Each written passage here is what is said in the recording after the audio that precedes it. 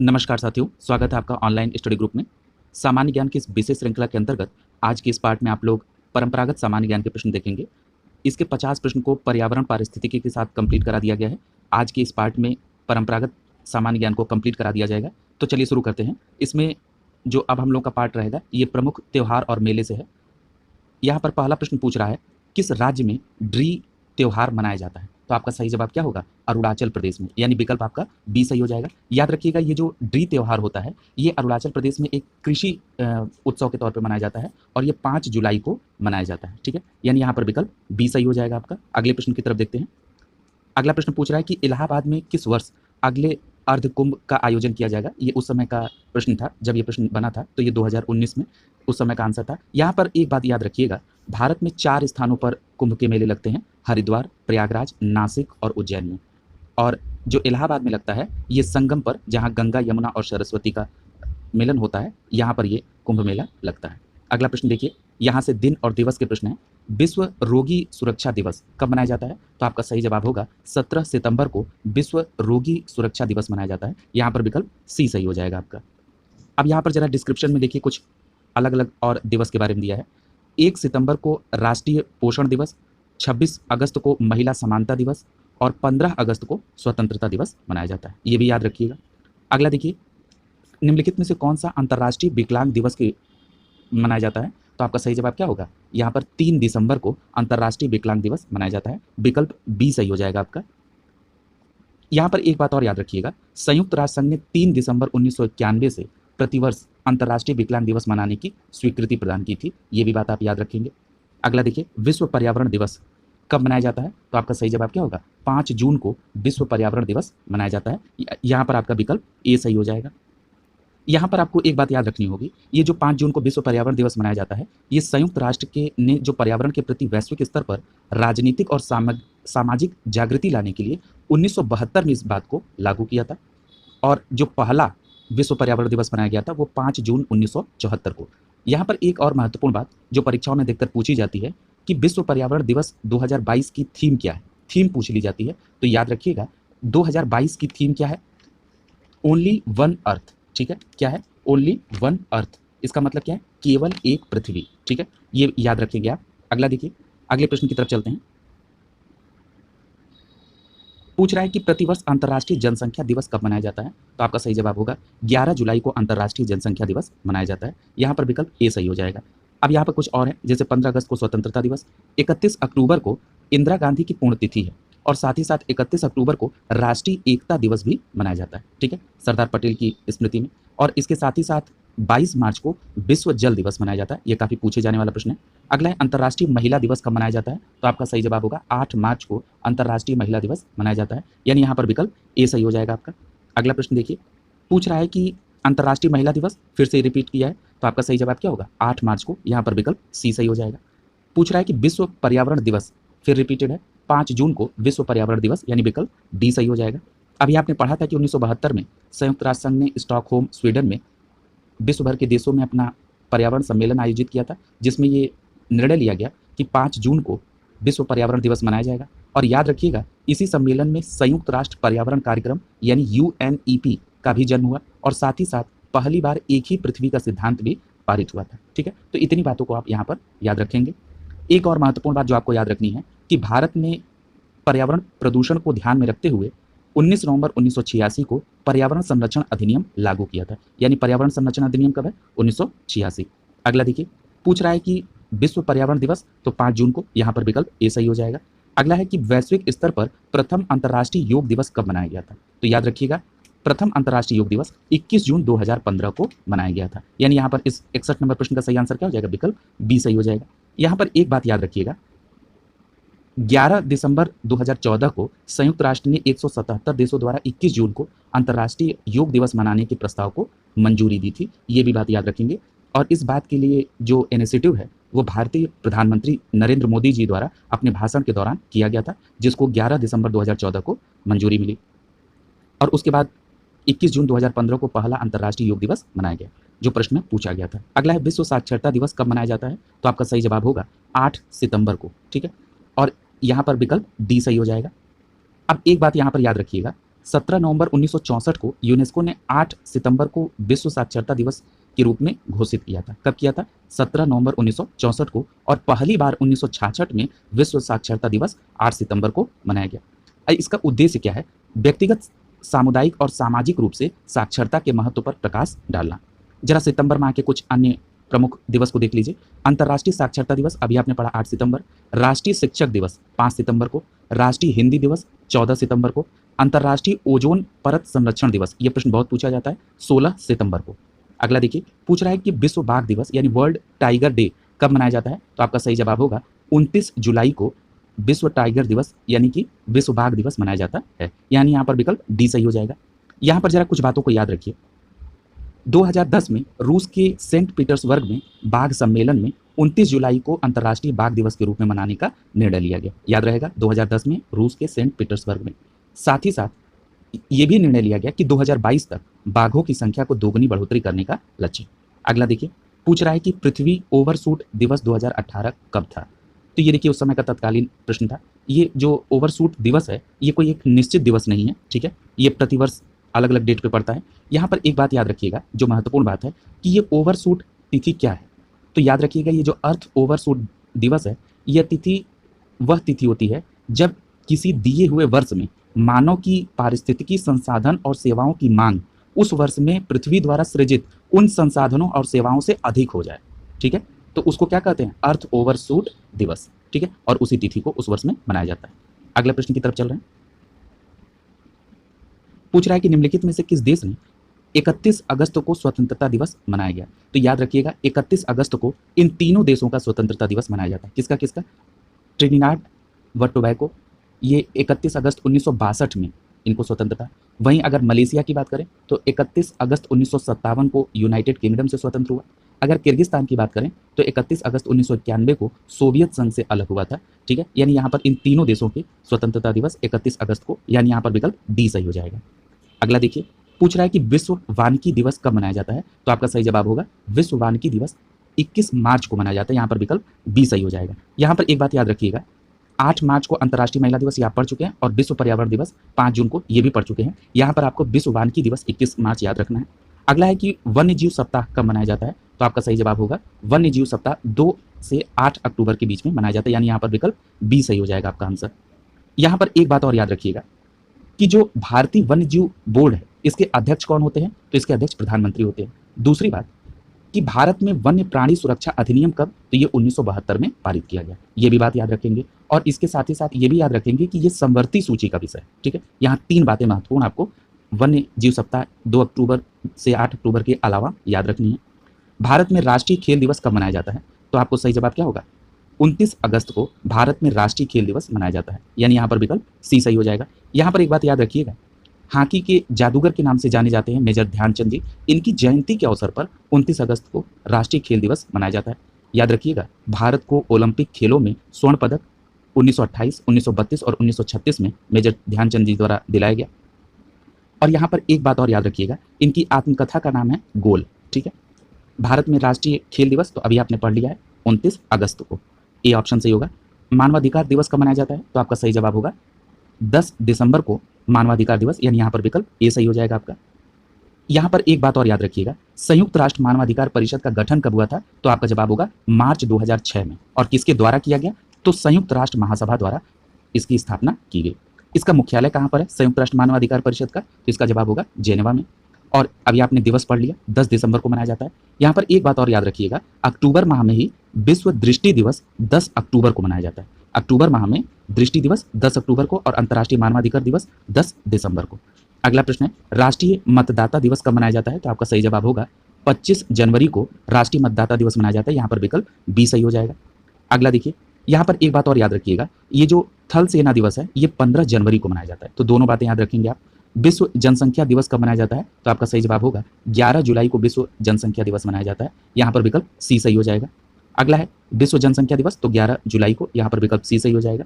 अगला है यूएनओ ने 11 जुलाई को किस रूप में मनाने का निर्णय लिया? तो वही बात फिर से थोड़ा घुमा के पूछा गया, विश्व जनसंख्या दिवस। देखिए ये प्रश्न किस तरह से रिपीट होते हैं, इसलिए मैं कह रहा हूँ कि इन प्रश्नों को एक बार देखना बहुत जरूरी है।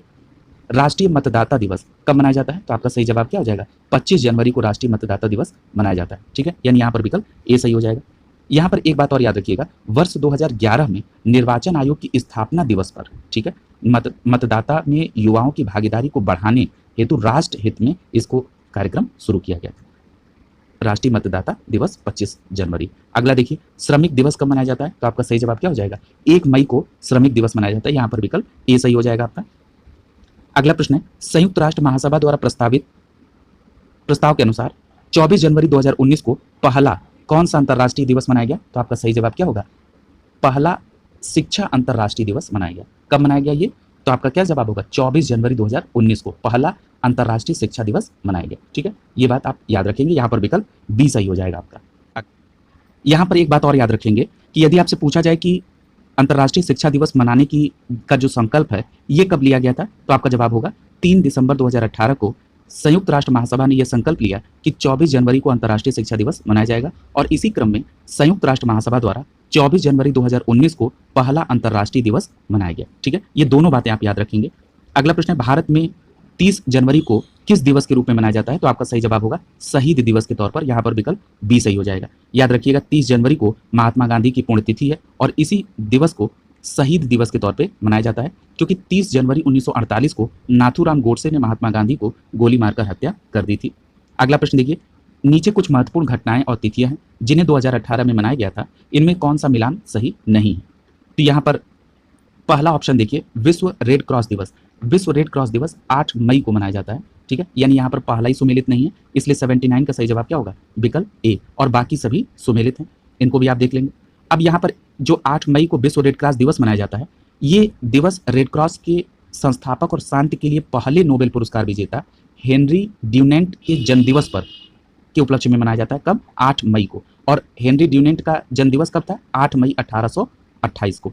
एक बात और याद रखिएगा, ये जो रेड क्रॉस है ये एक गैर लाभकारी संगठन है और इसकी स्थापना कब हुई थी? 1863 में। और पूछा जाए कि रेड क्रॉस का मुख्यालय कहाँ पर है, तो आपका जवाब होगा जेनेवा, स्विट्जरलैंड में। अगला देखिए, पूछ रहा है कि नीचे कुछ महत्वपूर्ण घटनाएं और तिथियां हैं जिन्हें 2018 में मनाया गया था, निम्नलिखित में से कौन सा सही मिलान नहीं है? पहला दिया है अंतर्राष्ट्रीय योग दिवस 21 जून, ये बिल्कुल सही है। विश्व स्वास्थ्य दिवस 7 अप्रैल, ये भी सही है। विश्व पृथ्वी दिवस 22 अप्रैल, ये भी सही है। और अगला है अंतर्राष्ट्रीय जैव विविधता दिवस 1 मई, ये गलत दिया है। क्यों? क्योंकि अंतर्राष्ट्रीय जैव विविधता दिवस 22 मई को मनाया जाता है। ठीक है, यानी यहाँ पर विकल्प डी आपका आंसर हो जाएगा। यहाँ पर कुछ अन्य महत्वपूर्ण घटनाएं और उनकी तिथियां दी हैं, जरा इन पर भी गौर कर लीजिए। आपने ये देख लिया कि अंतर्राष्ट्रीय जैव विविधता दिवस 22 मई को मनाया जाता है। इसी के साथ ही साथ मजदूर दिवस या जिसको आप श्रमिक दिवस के तौर पे जानते हैं वो 1 मई को, विश्व हीमोफीलिया दिवस 17 अप्रैल को, विश्व जल दिवस 22 मार्च को, अंतर्राष्ट्रीय मानवाधिकार दिवस 10 दिसंबर को, विश्व जनसंख्या दिवस 11 जुलाई को, विश्व शरणार्थी दिवस ये 20 जून को मनाया जाता है। याद रखेंगे, ये काफ़ी महत्वपूर्ण दिवस है। अगला देखिए, पूछ रहा है कि निम्नलिखित में से को सुमेलित करना है आपको। यहाँ पर पहला दिया है विश्व डाक दिवस। विश्व डाक दिवस कब मनाया जाता है? तो याद रखिएगा विश्व डाक दिवस 9 अक्टूबर को मनाया जाता है। यहाँ पर आप ए को तीसरे के साथ सुमेलित कर देंगे। वहीं अगर आपसे पूछा जाए राष्ट्रीय मतदाता दिवस तो आप 25 जनवरी बताएंगे, यानी आप बी को दूसरे से सुमेलित करेंगे। मानवाधिकार दिवस, तो मानवाधिकार दिवस 10 दिसंबर को, यानी सी को चौथे के साथ। राष्ट्रीय युवा दिवस 12 जनवरी को, यानी डी को आप पहले के साथ सुमेलित करेंगे। इस प्रकार आपका सही जवाब हो जाएगा विकल्प बी सही हो जाएगा यहाँ पे।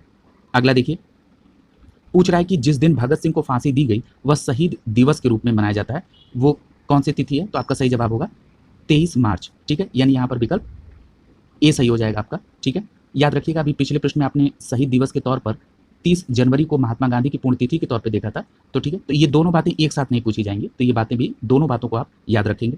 यहाँ पर विकल्प ए सही हो जाएगा आपका।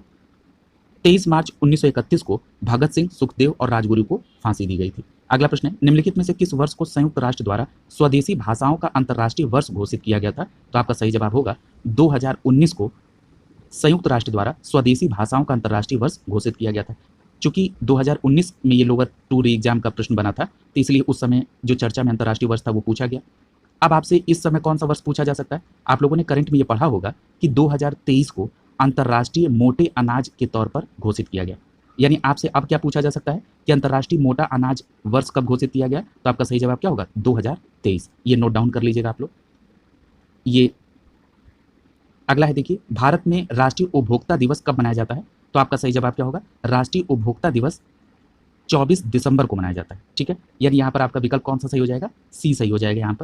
यहाँ पर एक बात और याद रखिएगा कि उपभोक्ता संरक्षण अधिनियम कब है, तो ये 1986 में, ठीक है। और जो उपभोक्ता संरक्षण अधिनियम 1986 राष्ट्रपति की सहमति प्राप्त हुई, वो इसी दिन प्राप्त हुई, कब? 24 दिसंबर को। इसीलिए 24 दिसंबर को राष्ट्रीय उपभोक्ता दिवस के तौर पर सेलिब्रेट किया जाता है। यहाँ पर एक बात और याद रखिएगा कि 20 दिसंबर 2018 को लोकसभा ने अधिनियम में संशोधन जो पारित किया था, वो उपभोक्ता संरक्षण अधिनियम 2018।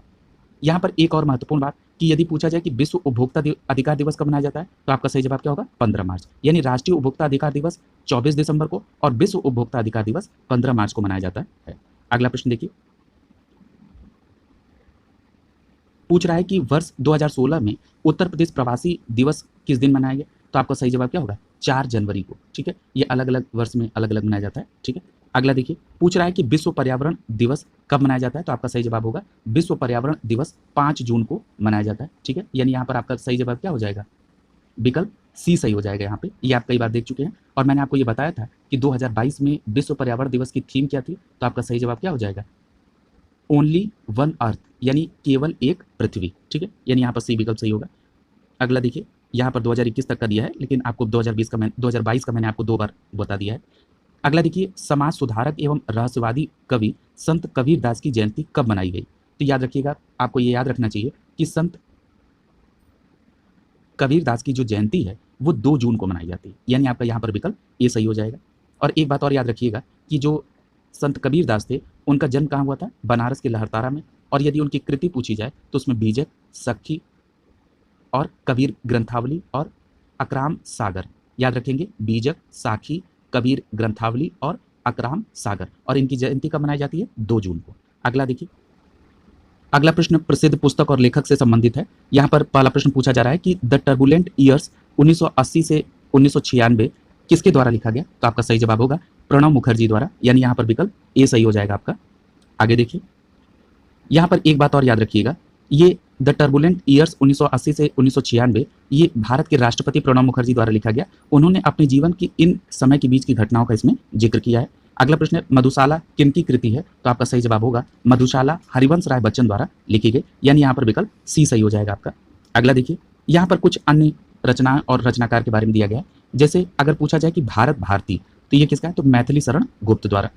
इसी प्रकार चित्रांगदा ये Rabindranath Tagore, Gitanjali Rabindranath Tagore, Chandalika Rabindranath Tagore, Gardener Rabindranath Tagore, Hungry Stones Rabindranath Tagore. यानी ये रविन्द्रनाथ टैगोर की रचनाएं हैं सभी। और अगला है जयशंकर प्रसाद, कामायनी, आंसू और लहर। यानी कामायनी, आंसू और लहर पूछा जाएगा तो आप जयशंकर प्रसाद को बताएंगे। ये सभी पॉपुलर हैं, याद रखेंगे। अगला प्रश्न है, माई कंट्री माई लाइफ ये किसकी आत्मकथा है, तो आपका सही जवाब होगा लाल कृष्ण आडवाणी। यानी यहाँ पर विकल्प सी सही हो जाएगा।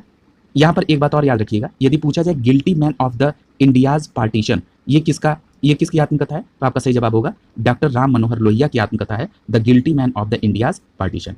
और my country my life Lal Krishna Advani. अगला प्रश्न देखिए, बेटों वाली विधवा किसके द्वारा लिखी गई लघु कथा है, तो आपका सही जवाब होगा प्रेमचंद ने लिखा था बेटों वाली विधवा। यानी यहाँ पर विकल्प बी सही हो जाएगा आपका। अगला देखिए, पूछ रहा है कि निम्नलिखित में से कौन सी किताब सरोजिनी नायडू द्वारा लिखित नहीं है, तो याद रखिएगा यहाँ पर the broken wings Sarojini Naidu द्वारा, द गोल्डन थ्रेशोल्ड ये भी सरोजिनी नायडू द्वारा, और द बर्ड ऑफ टाइम ये भी सरोजिनी नायडू द्वारा। यहाँ पर विकल्प सी आपका आंसर हो जाएगा। द गोल्डन बर्ड जो है ये सरोजिनी नायडू द्वारा नहीं लिखा गया था। द गोल्डन बर्ड की रचना किसने की थी, ग्रीन ब्रदर्स ने की थी, ठीक है। यानी 92 का सही जवाब क्या होगा, विकल्प सी। यहाँ पर देखिए नाम लिखा है ग्रीन ब्रदर्स द्वारा द गोल्डन बर्ड की रचना की गई थी, ठीक है। एक बात और याद रखिएगा, जब द ब्रोकन विंग जो है इस नाम का जो शीर्षक से जो लिखी गई पुस्तक है वो खलील जिब्रान की भी है। यानी द ब्रोकन विंग से आप सरोजिनी नायडू को भी याद रखेंगे और द ब्रोकन विंग से आप खलील जिब्रान को भी याद रखेंगे, ठीक है। यहाँ पर मैं एक और सरोजिनी नायडू की एक और रचना का जिक्र कर दे रहा हूँ, द सॉन्ग ऑफ इंडिया ये भी सरोजिनी नायडू द्वारा लिखा गया, ये भी आप याद रखेंगे।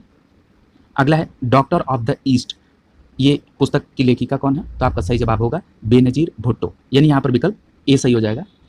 बेनजीर भुट्टो पाकिस्तान की पहली महिला प्रधानमंत्री, ठीक है, ये याद रखिएगा। और इन्होंने अपनी आत्मकथा क्या लिखी है, डॉक्टर ऑफ द ईस्ट, ठीक है। अगला देखिए, हिंदी नाटक अंधेर नगरी की रचयिता कौन है, तो आपका सही जवाब होगा भारतेंदु हरिश्चंद्र। यानी यहाँ पर विकल्प बी सही हो जाएगा आपका, अंधेर नगरी। अब यहाँ पर कुछ और रचनाएं हैं और लेखक, जैसे मुंशी प्रेमचंद की तो गोदान, कर्मभूमि, गबन और रंगभूमि। अगर भारतेंदु हरिश्चंद्र की बात की जाए तो अंधेर नगरी जो कि इस प्रश्न में पूछा गया, और इसके अलावा भारत दुर्दशा, अगला धर्मवीर भारती, इन ये गुनाहों के देवता, सूरज का सातवां घोड़ा और अंधा युग, ये धर्मवीर भारती से संबंधित है। अगला है विशाखा दत्त, तो मुद्रा राक्षस। अगला प्रश्न पूछा है व्हेन द रिवर स्लिप्स, ये उपन्यास किसने लिखा है? तो आपका सही जवाब होगा स्टेनरी कायर। ठीक है, स्टेरीन कायर द्वारा व्हेन द रिवर स्लिप उपन्यास लिखा गया। यहाँ पर विकल्प डी सही हो जाएगा। यहाँ पर एक बात और आपको याद रखनी होगी, स्टेरीन कायर के जो अन्य पुस्तक हैं उसमें द टेरिबल मैट्रियांची, मारी, विटर वार्म वुड और फॉरेस्ट सॉन्ग, इसके अलावा the rain maiden and the bear man, ये अन्य पुस्तकें हैं किसकी? स्टेरिन कायर की। तो इनको भी आप याद रखेंगे। अगला देखिए, अगला प्रश्न पूछ रहा है कि सुब्रमण्यम भारती एक प्रसिद्ध थे, क्या थे? तो याद रखिएगा ये एक कवि थे। ठीक है, यानी यहाँ पर विकल्प सी सही हो जाएगा।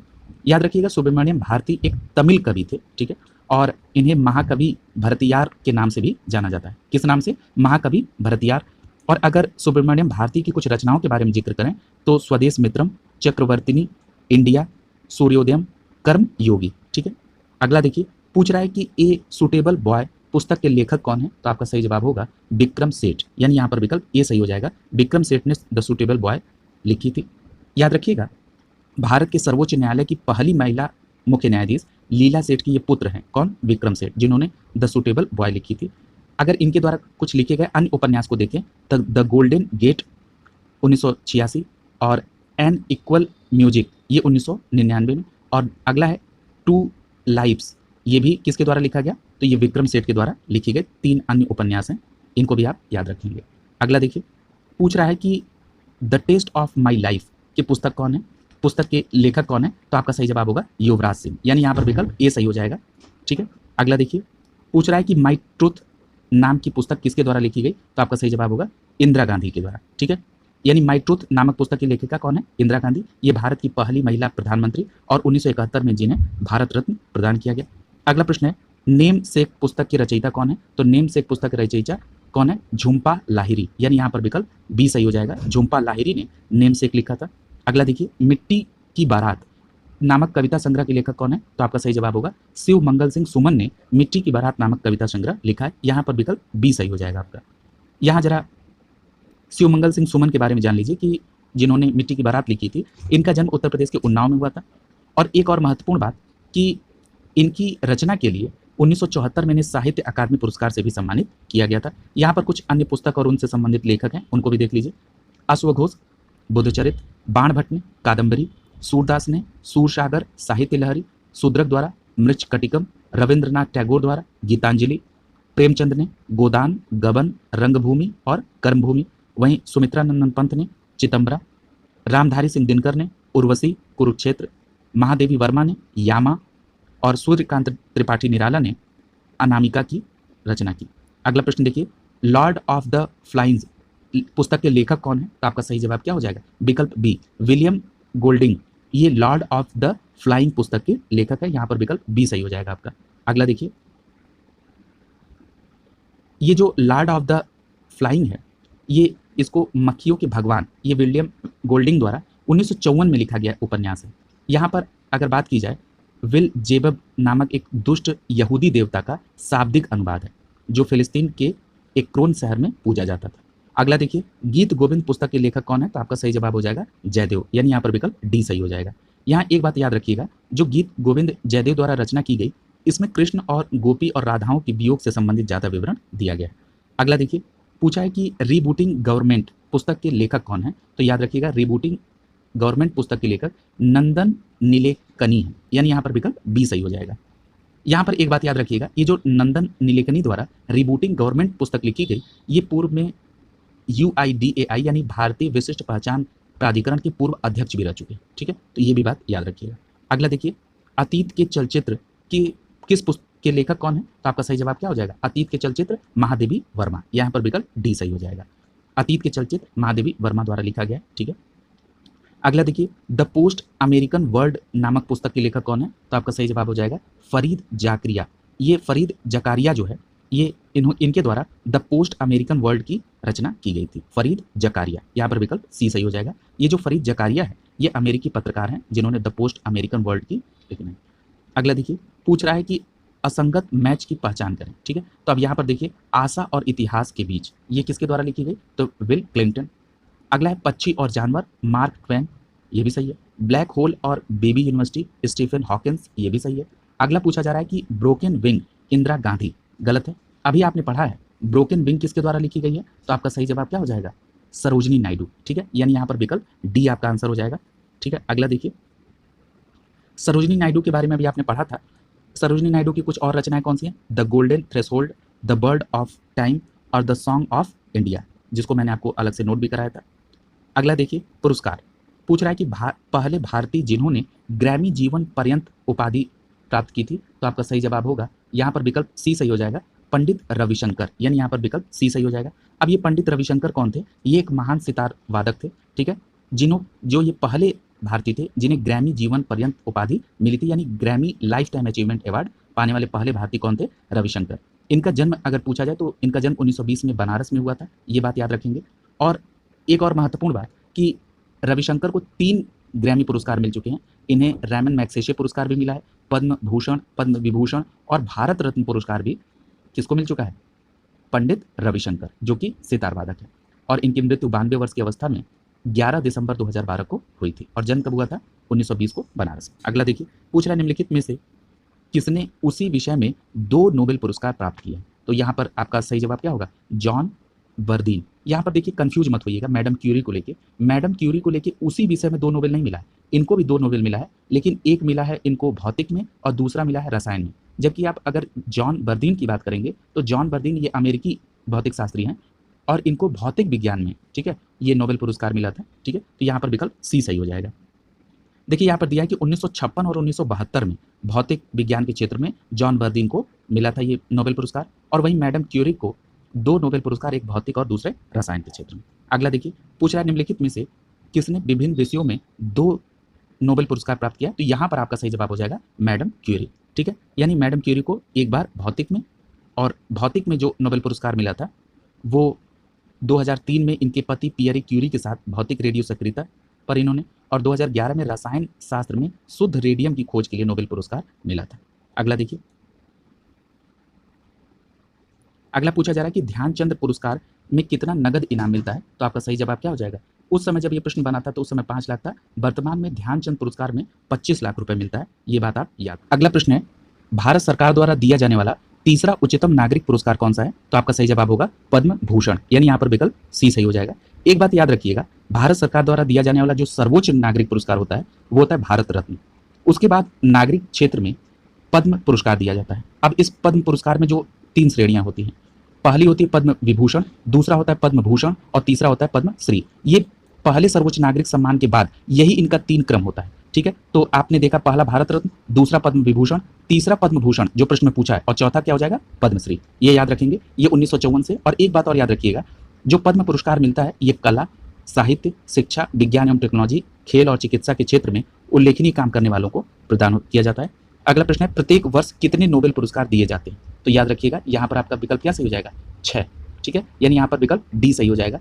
ठीक है, अगला देखिए, अब यहाँ पर एक बात और याद रखिएगा, ये जो नोबेल पुरस्कार है ये नोबेल फाउंडेशन के द्वारा दिया जाता है और ये स्वीडिश वैज्ञानिक अल्फ्रेड नोबेल की स्मृति में प्रदान किया जाता है। ये 6 नोबेल पुरस्कार क्षेत्र कौन कौन से हैं? शांति, साहित्य, भौतिक, रसायन, चिकित्सा और अर्थशास्त्र। ठीक है, याद रखेंगे यहाँ पर। अगला देखिए, या एक बात और याद रखिएगा कि इस पुरस्कार की शुरुआत जो की गई थी वो अल्फ्रेड बर्नहार्ड नोबेल ने 1901 में की थी, और जब पहले नोबेल पुरस्कार दिया जाता तो वो 5 क्षेत्रों में दिया जाता था। ठीक है, और बाद में 1969 में अर्थशास्त्र का नोबेल पुरस्कार भी इसमें ऐड हो गया, तो ये भी बात आप याद रखेंगे। अगला देखिए, पूछ रहा है कि दादा साहब फाल्के पुरस्कार किस क्षेत्र में योगदान के लिए दिया जाता है? तो आपका सही जवाब क्या होगा? फिल्म के क्षेत्र में, यानी यहाँ पर विकल्प डी सही हो जाएगा। याद रखिएगा, दादा साहब फाल्के पुरस्कार सिनेमा के पिता के तौर पर जाना जाता है। ठीक है, और अगर ये पूछा जाए कि किस जगत में, फिल्म जगत में, और ये कब शुरू हुआ था, तो याद रखिएगा 1969 में। अगला प्रश्न देखिए, 2019 का रजनीकांत को। अगला देखिए, पूछ रहा है कि भारत का सर्वोच्च नागरिक सम्मान कौन सा है? तो अभी आपने पढ़ा था भारत रत्न सर्वोच्च नागरिक सम्मान है, यहाँ पर विकल्प डी सही हो जाएगा। इसको विस्तृत तौर पर अभी एक्सप्लेन भी किया गया था। याद रखिएगा, जो भारत रत्न है इसकी शुरुआत 1954 में की गई थी। ठीक है, और 26 जनवरी को राष्ट्रपति महोदय द्वारा इस पे ये भारत रत्न प्रदान किया जाता है और इस मेडल पर सूर्य के का जो चित्र है वो अंकित है। ठीक है, ये बात आप याद रखेंगे। अगला देखिए, पूछ रहा है कि किस व्यक्ति को सर्वप्रथम भारत रत्न पुरस्कार प्रदान किया गया था। तो आपका सही जवाब क्या होगा? सी राजगोपालचारी को, यानी यहाँ पर विकल्प बी सही हो जाएगा आपका। एक बात याद रखिएगा, ये जो शुरुआत हुई थी ये 1954 में, और 1954 में भारतीय राजनीति के चाणक्य कहे जाने वाले सी राजगोपालचारी को भारत रत्न मिला गया था। अगर बात करें 1954 में किन किन व्यक्ति को भारत रत्न मिला था, तो अभी आपने प्रश्न में जो विकल्प था सी राजगोपालचारी, ये देख लिया। इसके अलावा सर्वपल्ली राधाकृष्णन और डॉक्टर चंद्रशेखर वेंकट रमन को भी 1954 में भारत रत्न मिला था। तो ये आप तीनों नाम याद रखेंगे। अगला देखिए, पूछ रहा है कि अर्जुन पुरस्कार किस क्षेत्र से संबंधित है। तो आपका सही जवाब होगा विकल्प डी, यानी अर्जुन पुरस्कार खेल कूद से संबंधित है, यानी यहाँ पर विकल्प डी। याद रखिएगा, ये अधिकतम प्रतिवर्ष 15 खिलाड़ियों को यह पुरस्कार दिया जाता है और इस अवार्ड में 15 लाख रुपए नगद धनराशि दी जाती है। अगला देखिए, पूछ रहा है कि वर्ष 2013 से 2014 की अवधि तक कितने भारतीयों को नोबेल पुरस्कार मिला है। तो उस समय तक आपकी संख्या क्या थी? 9। ठीक है, और अभी क्या है? 10 हो चुकी है। अभिजीत बनर्जी, इनको अर्थशास्त्र में 2019 में नोबेल पुरस्कार मिला है। अगला प्रश्न है, गोल्डन पेन ऑफ फ्रीडम पुरस्कार किससे संबंधित है। तो याद रखिएगा, गोल्डन पेन ऑफ फ्रीडम पुरस्कार पत्रकारिता के क्षेत्र से संबंधित है, यहाँ पर विकल्प ए सही हो जाएगा। याद रखिएगा, ये 1961 में शुरू किया गया था। ठीक है, और यह पुरस्कार विश्व समाचार संगठन द्वारा दिया जाता है। अगला देखिए, गोकुल पुरस्कार संबंधित है। ये जो गोकुल पुरस्कार है, ये किसे? दुग्ध उत्पादन में सहकारिता को बढ़ावा देने के उद्देश्य से गोकुल पुरस्कार दिया जाता है, यहाँ पर विकल्प बी सही हो जाएगा। अगला देखिए, पूछ रहा है कि जून 2019 में निम्नलिखित में से किस लेखक को अंग्रेजी भाषा में भारतीय साहित्य को समृद्ध बनाने में उनके उत्कृष्ट योगदान के लिए 54वां ज्ञानपीठ पुरस्कार मिला था। तो ये उस समय का प्रश्न है, यहाँ अमिताभ घोष हो जाएगा, ए विकल्प सही हो जाएगा। अगला देखिए, पूछ रहा है कि यहाँ पर एक बात और याद रखिएगा कि हाँ, एक प्रश्न आपको यहाँ पे अच्छा मिला है कि अगर पूछा जाए कि ज्ञानपीठ पुरस्कार प्राप्त करने वाले पहले विजेता कौन थे, तो आपका सही जवाब होगा जी.एस. कुरूप, ये 1965 में, ये मलयालम लेखक थे। ठीक है, अगला देखिए, पूछ रहा है कि निम्नलिखित पुरस्कारों में से कौन सा पुरस्कार नॉर्वे के राजा द्वारा प्रदान किया गया है और अक्सर इसे गणित के नोबेल पुरस्कार के तौर पे जाना जाता है। काफी महत्वपूर्ण प्रश्न है। एबल प्राइज, यहाँ पर विकल्प बी सही हो जाएगा। एबल प्राइज को गणित का नोबेल पुरस्कार कहा जाता है और ये नॉर्वे के राजा द्वारा दिया जाता है, यहाँ पर आपका विकल्प बी सही हो जाएगा, एबल प्राइज। अगला देखिए, पूछ रहा है कि उत्तर प्रदेश के पहले मुख्यमंत्री गोविंद बल्लभ पंत, ठीक है, को किस वर्ष भारत रत्न से सम्मानित किया गया था। तो आपका सही जवाब क्या हो जाएगा? गोविंद बल्लभ पंत को भारत रत्न से कब सम्मानित किया गया था। तो आपका सही जवाब होगा 1957, यानी यहाँ पर विकल्प सी सही हो जाएगा। ठीक है, अगला देखिए, एक बात और याद रखिएगा, ये जो गोविंद बल्लभ पंत उत्तर प्रदेश के प्रथम मुख्यमंत्री थे, ये भारत के चौथे गृह मंत्री थे। ठीक है, और 1957 में इनको भारत का सर्वोच्च नागरिक सम्मान भारत रत्न मिला था। अगला है परंपरागत विविध से संबंधित। पूछ रहा है कि किस वर्ष गंगा नदी को राष्ट्रीय नदी घोषित किया गया था। काफी महत्वपूर्ण प्रश्न है, ये 2008 में, यानी यहाँ पर विकल्प बी सही हो जाएगा आपका। यहाँ एक बात और याद रखिएगा, गंगा नदी भारत की सबसे लंबी नदी है। ठीक है, और ये 25-25 किलोमीटर की दूरी तय करती है, यानी कि 2525 किलोमीटर, और भारत सरकार ने 5 नवंबर 2008 को गंगा नदी को राष्ट्रीय नदी घोषित किया था। अगला प्रश्न देखिए, और आपको मालूम है कि गंगा नदी हिमालय के गंगोत्री ग्लेशियर से निकलती है और उस समय ये भागीरथी नदी के नाम से निकलती हैं, और हरिद्वार में अलकनंदा और भागीरथी से मिलने के बाद ये गंगा नदी के नाम से आगे बढ़ती है। अगला देखिए, पूछ रहा है कि भारत का सर्वप्रथम डिजिटल पंचायत वार्ड, तो ये कहाँ पर है। तो आपका सही जवाब हो जाएगा केरल में, यानी यहाँ पर विकल्प ए सही हो जाएगा। केरल में एक जिला है जिसका नाम है कोट्टायम। इस जिले में एक वार्ड है जिसे 2017 में भारत का पहला डिजिटल पंचायत वार्ड घोषित किया गया था। ठीक है, और ये मानम, ये ग्राम पंचायत का वार्ड संख्या 15 है। ठीक है, ये किस राज्य में है? केरल में। अगला देखिए, दूरदर्शन की स्थापना किस वर्ष हुई थी। तो आपका सही जवाब होगा 1959 में, यानी 1959 में दूरदर्शन की स्थापना हुई थी, यहाँ पर विकल्प सी सही हो जाएगा। अगला देखिए, दूरदर्शन भारत सरकार के नामित प्रसार भारती के अंतर्गत चलाया जाता है और इसकी स्थापना सितंबर 1959 में, यानी 1959 में हुई थी दिल्ली में। और याद रखिएगा, इसका पहला प्रसारण 15 सितंबर 1959 को और इसका पहला रंगीन प्रसारण 1982 में हुआ था। अगला प्रश्न है, वर्ष में सर्वाधिक फीचर फिल्मों का उत्पादन किस देश में। तो भारत, यानी यहाँ पर विकल्प सी सही हो जाएगा। अगला देखिए, पूछ रहा है कि पूर्वी यूरोपीय देश जहाँ पर पहली उल्लेखनीय दुर्घटना तबाही का कारण बना एक परमाणु रिएक्टर, वो कौन सा है। तो आपका सही जवाब क्या हो जाएगा? चेरनोबिल, यानी यहाँ पर विकल्प बी सही हो जाएगा। ये जो चेरनोबिल परमाणु ऊर्जा संयंत्र है, ये यूक्रेन में, यानी यहाँ पर विकल्प बी सही है, ये यूक्रेन में 1986 में दुर्घटनाग्रस्त हो गया था, जिसमें 28 लोग मारे गए थे। अगला देखिए, पूछ रहा है कि किस पर्यावरणविद ने 1997 में मैग्सेसे पुरस्कार जीता तथा ताजमहल और गंगा की सफाई में एक प्रमुख भूमिका भी निभाई। तो आपका सही जवाब क्या हो जाएगा? यहाँ पर महेश चंद्र मेहता, यानी विकल्प डी सही हो जाएगा। महेश चंद्र मेहता को 1997 में रेमन मैग्सेसे पुरस्कार मिला। याद रखिएगा, रेमन मैग्सेसे पुरस्कार को एशिया का नोबेल पुरस्कार भी कहा जाता है। और ये महेश चंद्र मेहता जो है ये पर्यावरणविद हैं और इन्होंने ताजमहल और गंगा और यमुना जैसी नदियों को प्रदूषण से मुक्त करने के लिए प्रयास किया था। ठीक है, तो ये याद रखेंगे आप रमेश चंद्र को। अगला है ब्रिक्स बैंक के मुख्यालय कहाँ पर है? तो आपका सही जवाब होगा ब्रिक्स बैंक का मुख्यालय कहाँ पर स्थित है? याद रखिएगा, ब्रिक्स बैंक को अब न्यू डेवलपमेंट बैंक के नाम से जाना जाता है और इसका मुख्यालय कहाँ पर है? संघाई चीन में, यानी यहाँ पर विकल्प बी सही हो जाएगा। देखिए यहाँ पे दिया भी है ब्रिक्स बैंक को न्यू डेवलपमेंट बैंक, और इसका मुख्यालय कहाँ पर है? संघाई चीन में। ब्रिक्स में ब्राज़ील, रूस, भारत, चीन और दक्षिण अफ्रीका देश आते हैं। अगला देखिए, पूछ रहा है कि रामायण में मांडवी किसकी पत्नी? ठीक है, तो आपका सही जवाब क्या हो जाएगा? रामायण में मांडवी किसकी पत्नी है? तो आपका सही जवाब होगा भरत की, यानी यहाँ पर विकल्प आपका ए सही हो जाएगा। यहाँ पर जरा कुछ अन्य लोगों के भी बारे में देख लीजिए। लक्ष्मण की पत्नी का नाम क्या? उर्मिला। मेघनाथ की पत्नी सुलोचना और सुग्रीव की पत्नी का नाम रूमा। और जो प्रश्न पूछा गया कि मांडवी किसकी पत्नी थी, तो भरत की, यानी विकल्प ए सही। अगला प्रश्न है हेमिस गोम्पा नामक मठ कहाँ पर स्थित है? तो आपका सही जवाब होगा लद्दाख में, यानी यहाँ पर विकल्प डी सही हो जाएगा। यहाँ एक बात याद रखिएगा, ये हेमिस जो है एक कस्बे का नाम है, ठीक है, और यहाँ पर हेमिस मठ जो है ये तिब्बत स्थापत्य शैली पर बना है जो बौद्ध जीवन और संस्कृति को प्रदर्शित करता है। और याद रखिएगा, ये जो हेमिस मठ है या हेमिस गोम्पा है ये सिंधु नदी के पश्चिम में है और ये मठ लगभग 12,000 फुट पर स्थित है।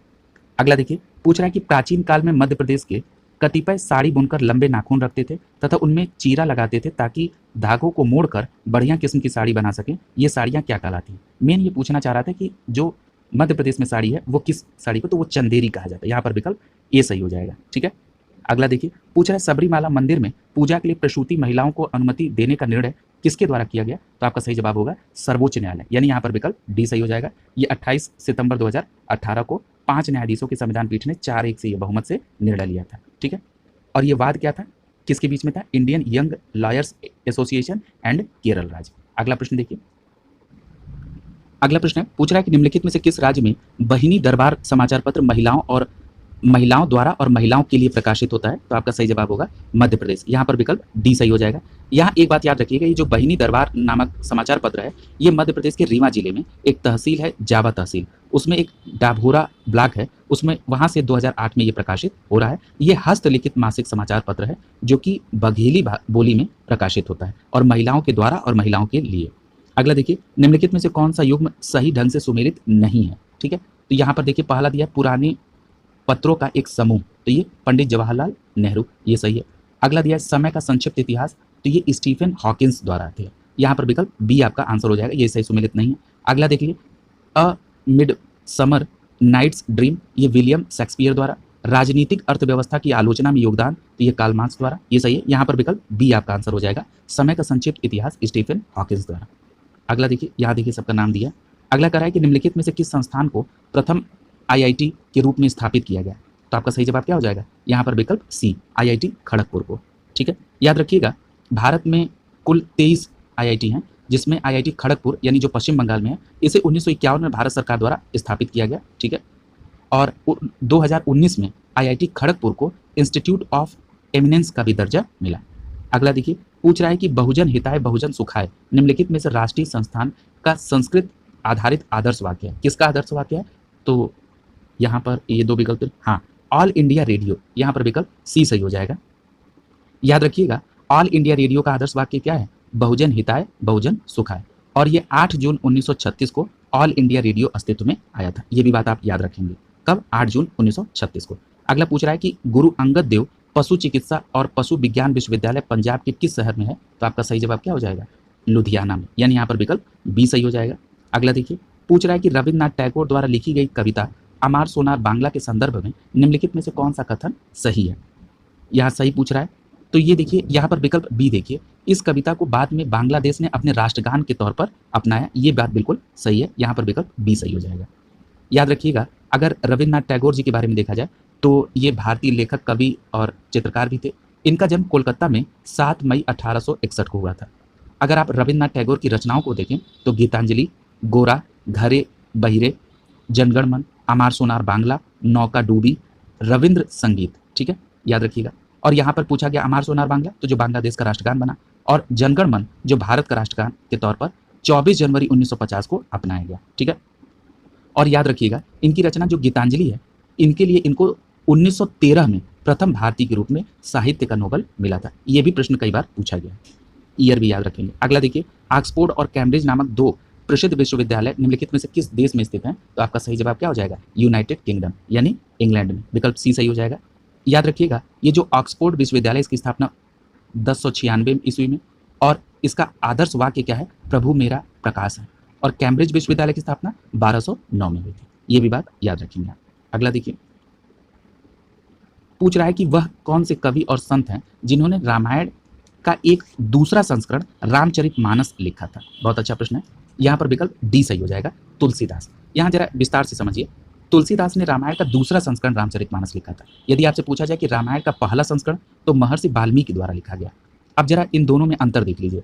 जो रामायण का पहला संस्करण महर्षि वाल्मीकि द्वारा लिखा गया, इन्होंने राम को एक मानव के रूप में दर्शाया है। वहीं तुलसीकृत रामचरितमानस जो है, ये प्रभु राम को एक महाशक्ति यानी मर्यादा पुरुषोत्तम के तौर पर मानते हैं। याद रखिएगा, श्री रामचरितमानस तुलसीदास द्वारा अवधी भाषा में लिखा गया था 16वीं सदी में, और ये एक महाकाव्य है। याद रखिएगा, जो यहाँ से भी एक प्रश्न पूछा जाता है कि गोस्वामी तुलसीदास ने जो रामचरितमानस लिखी, ये कितने खंड में है? तो 7 खंड। इसमें कौन कौन से हैं? बालखंड, अयोध्याकांड, बालकांड, अयोध्याकांड, अरण्यकांड, किष्किंधाकांड, सुंदरकांड, लंकाकांड, उत्तरकांड। अब यहाँ पर जो और प्रश्न क्या पूछता है कि जो सबसे बड़ा है वो कौन है? बालकांड, और जो सबसे छोटा है वो कौन है? किष्किंधाकांड, ठीक है। तो ये भी बात याद रखेंगे। अगला देखिए, पूछ रहा है कि वो कौन से राष्ट्रीय नेता हैं जिन्होंने वर्ष 1983 में कन्याकुमारी से लेकर दिल्ली के राजघाट तक पदयात्रा नामक मैराथन दूसरी पैदल तय की थी। इस यात्रा का उद्देश्य भारतीय जनता के साथ संबंध को नवीनीकृत करना था। तो आपका सही जवाब होगा चंद्रशेखर जी, यानी यहाँ पर विकल्प ए सही हो जाएगा। अगला देखिए, यहाँ एक बात याद रखिएगा, चंद्रशेखर जी प्रधानमंत्री 1990-91 में थे, और 1983 में इन्होंने ये यात्रा की थी।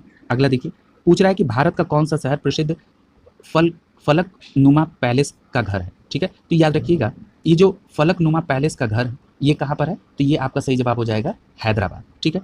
अब ये एक बात याद रखिएगा, ये जो फलकनुमा पैलेस भारत में है, ये हैदराबाद में प्रसिद्ध स्थान है। जिसका निर्माण किसने कराया था, ये भी पूछा जा सकता है। तो बकार उल उमर के द्वारा कराया गया था, जो कि हैदराबाद का प्रधानमंत्री था। और यह पैलेस हैदराबाद स्टेट से संबंधित है। और ये कितने क्षेत्र में है? तो ये 32 एकड़ में है, ठीक है। और ये जो फलकनुमा का तात्पर्य क्या होता है? आसमान की तरह, यानी आसमान का आईना, ठीक है। तो ये जो जगह है, ये क्या है? फलकनुमा पैलेस, हैदराबाद। अगला देखिए, पूछ रहा है कि अधिवर्ष यानी लीप वर्ष के जनक किसे माना जाता है? तो आपका सही जवाब क्या हो जाएगा? लीप वर्ष का जनक किसे माना जाता है? जूलियस सीजर को, यानी यहाँ पर विकल्प सी सही हो जाएगा। एक बात यहाँ पर याद रखिएगा, सर्वप्रथम ईसा पूर्व 46 में जूलियस सीजर द्वारा एक जूलियन कैलेंडर में लीप वर्ष की व्यवस्था की गई थी। याद रखिएगा, उस समय कैलेंडर का जो अंतिम महीना वो फरवरी होता था, और जो सबसे छोटा महीना भी था। और जूलियन कैलेंडर में कुछ कमी रह गई थी, जिसे लुइस गैलीलियो ने दूर किया था, ठीक है। तो ये दोनों बातें आप याद रखेंगे, यानी 145 का सही जवाब सी। अगला देखिए, पूछ रहा है कि विश्वविद्यालय अनुदान आयोग का गठन किसकी सिफारिश पर किया गया? तो आपका सही जवाब होगा डॉक्टर सर्वपल्ली राधाकृष्णन आयोग की सिफारिश पर। यूजीसी का मतलब क्या है? यूनिवर्सिटी ग्रांट्स कमीशन, यानी यहाँ पर विकल्प बी सही हो जाएगा। याद रखिएगा, ये जो भारत की स्वतंत्रता के बाद 1948 में डॉक्टर सर्वपल्ली राधाकृष्णन की अध्यक्षता में यूनिवर्सिटी एजुकेशन कमीशन की नींव रखी गई थी। और क्या करना था? उद्देश्य क्या था? कि देश में जो शिक्षा की आवश्यकताएं हैं, उसमें सुधार के काम पर अपना विचार विमर्श करना। अगला देखिए, पूछ रहा है कि माउंट एवरेस्ट पर चढ़ने वाली प्रथम भारतीय महिला कौन थी? तो आपका सही जवाब होगा बछेंद्री पाल, यहाँ पर विकल्प डी सही हो जाएगा। बछेंद्री पाल भारत की पहली महिला है जो माउंट एवरेस्ट पर चढ़ी। ये विश्व की 5वीं है, और बछेंद्री पाल को पहाड़ों की रानी के नाम से संबोधित करते हैं। और ये 1984 में 23 मई को इन्होंने ये चढ़ाई कंप्लीट की थी, और इन्हें पद्मश्री का भी पुरस्कार मिल चुका है। अगला प्रश्न है, कोडवा एक लुप्त प्राय द्रविड़ भाषा है और दक्षिणी किस राज्य के कोडगु जिले की मूल भाषा है? तो आपका सही जवाब क्या हो जाएगा? कर्नाटक, ठीक है। यानी ये जो कोडवा है, ये जो लुप्त प्राय द्रविड़ भाषा है, इसका संबंध किससे? कर्नाटक से, विकल्प बी सही हो जाएगा यहाँ पे। अगला करें, निम्नलिखित में से कौन सा एक प्रभावी निर्णय लेने में बाधा नहीं है? तो यदि आपके पास बहुत कम जानकारी है तो ये प्रभावी निर्णय लेने में बाधा नहीं है, लेकिन अगर आपके पास ज़्यादा जानकारी है, अधिक जानकारी, तो ये बाधा हो सकती है। कोई निहित स्वार्थ ना हो तो आप इंटरेस्ट ही नहीं लेंगे, तो वो एक बाधा हो जाएगी। अगर भावनात्मक लगाव ना हो तब भी निर्णय लेने में दिक्कत है। यानी यहाँ पर विकल्प बी सही हो जाएगा। बहुत कम जानकारी प्रभावी निर्णय में बाधा नहीं है। अगला देखिए, यहाँ पर पूछ रहा है कि निम्नलिखित में से कौन सा निर्णय लेने की प्रक्रिया के 7 चरणों में पहला चरण है। तो आपका सही जवाब क्या हो जाएगा? निर्णय की पहचान करना। यहाँ पर विकल्प ए सही हो जाएगा। यहाँ एक बात और याद रखिएगा, यहाँ पर अभी बात हुई है कि निर्णय लेने के जो 7 चरण होते हैं उसमें पहला चरण है कि निर्णय की पहचान करना। तो दूसरा क्या है? प्रामाणिक सूचना एकत्र करना। पहले पहचान होगी, फिर दूसरा है प्रामाणिक सूचना एकत्र करना, तीसरा होगा अन्य विकल्पों की पहचान करना, चौथा होगा प्रमाणों की वैधता की जांच करना, पांचवा होगा वैकल्पिकों को में सर्वश्रेष्ठ की चुनाव करना, और फिर छठवां होगा निर्णय लेना, और सातवां होगा निर्णय की समीक्षा करना। ये 7 चरण हैं निर्णयन के, तो इनको याद रखेंगे आप। अगला है सदाचार सिद्धांत के तहत निम्नलिखित में से कौन सा नकारात्मक व्यवहार दर्शाया नहीं गया। तो ईमानदारी कोई नकारात्मक व्यवहार नहीं है, यहाँ पर विकल्प बी सही हो जाएगा, और बाकी नकारात्मक है।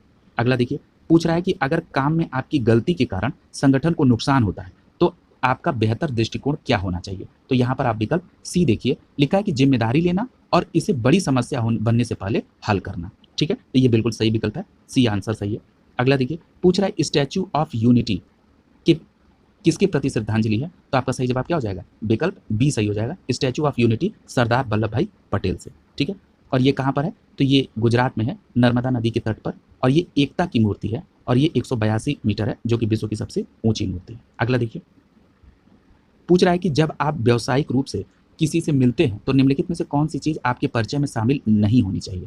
तो यहाँ पर आपकी पसंद और नापसंद, ये आपका व्यक्तिगत दृष्टिकोण है। ठीक है, व्यावसायिक रूप से आप किसी से मिल रहे हैं तो आपकी पसंद और नापसंद का कोई औचित्य नहीं है, यहाँ पर विकल्प बी सही हो जाएगा।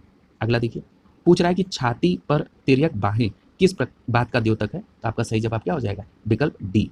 ठीक है, याद रखिएगा, ये असुरक्षितता का द्योतक है। ठीक है, अगला देखिए, पूछ रहा है कि और एक बात और याद रखिएगा, जब दो रेखाएं आपस में एक दूसरे को काटे तो ये खतरे के भाव का संकेत है।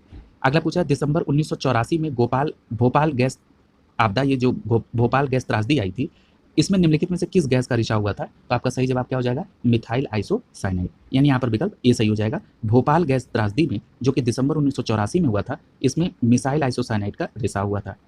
यहाँ एक बात और याद रखिएगा, भोपाल में इस कंपनी का नाम क्या था? Union carbide. ठीक है, अगला देखिए, पूछ रहा है कि मणिपुर में आयरन लेडी के नाम से किसे जाना जाता है। तो आपका सही जवाब क्या हो जाएगा? आयरन लेडी के नाम से इरोम शर्मिला को, यानी यहाँ पर विकल्प डी सही हो जाएगा।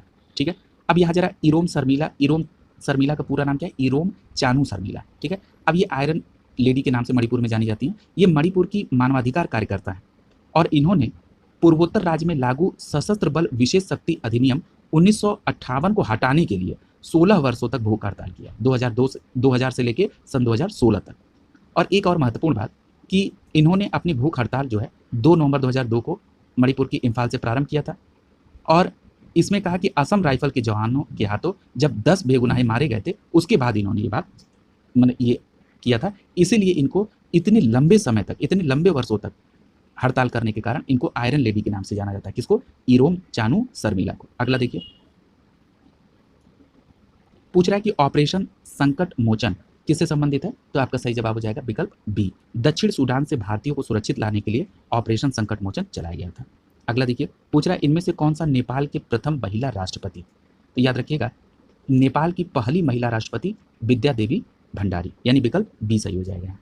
अगला देखिए, पूछ रहा है पोटला पैलेस जो कि एक 7 मंजिला भवन है, किससे संबंधित है। तो याद रखिएगा, ये दलाई लामा से संबंधित है, यहाँ पर विकल्प बी सही हो जाएगा। ठीक है, यहाँ पर पोटला पैलेस से संबंधित एक बात और याद रखिएगा, ये दुनिया के सबसे महंगे धर्मगुरु निवास के तौर पे जाना जाता है पोटला पैलेस। ये 160 करोड़ रुपए के लागत है। यहाँ पर दलाई लामा सर्दियों के समय में रहते हैं, और दलाई लामा गर्मी के मौसम में नोर बुलिंग पैलेस में शिफ्ट हो जाते हैं। और याद रखिएगा, ये दोनों घर जिसकी बात हो रही है, पोटला पैलेस और नोर बुलिंग, ये दोनों तिब्बत की राजधानी ल्हासा में। ठीक है, तो याद रखिएगा, ये भी याद रखिएगा कि पोटला पैलेस में वो किसमें? सर्दियों के समय में रहते हैं। अगला याद रखिए, कराए कि आपको कॉलेज जाना चाहिए और अपने मस्तिष्क को ज्ञान से परिपूर्ण करना चाहिए, ये कथन किसका है। तो आपका सही जवाब होगा मिशेल ओबामा, यानी विकल्प बी सही हो जाएगा। अगला देखिए, ये पूर्व राष्ट्रपति बराक ओबामा की पत्नी है। कराए कि पंचगव्य निम्नलिखित में से क्या सम्मिलित नहीं है। तो आपका सही जवाब होगा विकल्प डी। ठीक है, ये जो पंचगव्य है, ये गाय से संबंधित 5 उत्पाद है, जैसे गाय का दूध, गाय का दही, गाय का घी, गाय का मूत्र और गाय का गोबर। इसमें तुलसी शामिल नहीं। अगला देखिए, पूछ रहा है कि बाल विहार प्रणाली के संस्थापक कौन थे। ये जो बाल विहार प्रणाली है इसके संस्थापक कौन है, तो आपका सही जवाब होगा फ्रोबेल। यहाँ पर विकल्प बी सही हो जाएगा। याद रखिएगा, ये जो बाल विहार प्रणाली है यानी किंडरगार्टन जिसको आप कहते हैं, इसकी स्थापना जर्मन दार्शनिक जो थे फ्रोबेल, उन्होंने 1837 में की थी। और इसकी स्थापना का उद्देश्य क्या था कि बच्चों को शिक्षित करना और उनकी क्षमता को अधिकतम विकसित करना। अगला देखिए, पूछ रहा है कि नेतृत्व का सिद्धांत संपूर्ण व वैज्ञानिक माना जाता है। ठीक है, तो कौन सा सिद्धांत नेतृत्व का संपूर्ण और वैज्ञानिक माना जाता है, तो आपका सही जवाब क्या होगा, बहुकारक सिद्धांत, यानी यहाँ पर विकल्प बी सही हो जाएगा। अब देखिए, अब बात आती है कि ये जो बहुकारक सिद्धांत है ये किसने दिया था, तो ये प्रोफेसर थर्स्टन ने दिया था। ठीक है, और इसमें उन्होंने कहा इस सिद्धांत के बारे में, बहुकारक सिद्धांत के बारे में उन्होंने कहा कि नेतृत्व के लिए एक कारक नहीं बल्कि एक से अधिक कारक उत्तरदायी होते हैं, और ये एक से अधिक कारक जिनके माध्यम से एक कुशल कार्यकर्ता जो है वो कुशलतापूर्वक संचालन और नेतृत्व करता है। ठीक है, और किससे संबंधित है, थर्स्टन। अगला देखिए, पूछ रहा है भारत में सर्वप्रथम मेडिकल कॉलेज कहाँ खुला था, तो आपका सही जवाब क्या हो जाएगा, मेडिकल कॉलेज सबसे पहले कहाँ खुला था, तो आपका विकल्प डी सही हो जाएगा, कोलकाता में। यहाँ पर एक बात याद रखिएगा कि 28 जनवरी 1835 को भारत में सबसे पहले मेडिकल कॉलेज कलकत्ता की स्थापना हुई थी 50 विद्यार्थियों के साथ, और इसी के बाद 2 फरवरी को 1835 में मद्रास मेडिकल कॉलेज की भी स्थापना हुई थी। इस प्रकार पहला मेडिकल कॉलेज कलकत्ता। अगला देखिए, पूछ रहा है नेपाल के राष्ट्रगान की रचयिता कौन है, तो आपका सही जवाब होगा पी के राय। इनका पूरा नाम है प्रदीप कुमार राय। ठीक है, यानी यहाँ पर विकल्प सी सही हो जाएगा। यहाँ पर देखिए, इन्हें व्याकुल माइला के नाम से जानते हैं। इनके द्वारा रचित सया थुंगा फूलका ये नेपाल का राष्ट्रगान, और इसे स्वीकार कब किया गया, 3 अगस्त 2007 को। अगला देखिए, पूछ रहा है देश का पहला पूर्ण सौर ऊर्जा संचालित जिला न्यायालय कौन है, तो आपका सही जवाब होगा विकल्प बी। ये जो देश का पहला पूर्ण सौर ऊर्जा संचालित जिला न्यायालय खूंटी है ये झारखंड में है, जो कि पूर्ण सौर ऊर्जा संचालित है, और इसका उद्घाटन 2 अक्टूबर 2015 को प्रधानमंत्री द्वारा किया गया था। अगला प्रश्न है भारत का सिलिकॉन वैली कहाँ स्थित है, तो ये कहाँ पर है, बेंगलुरु में। विकल्प बी सही हो जाएगा, यहाँ पे सर्वाधिक IT कंपनियां हैं।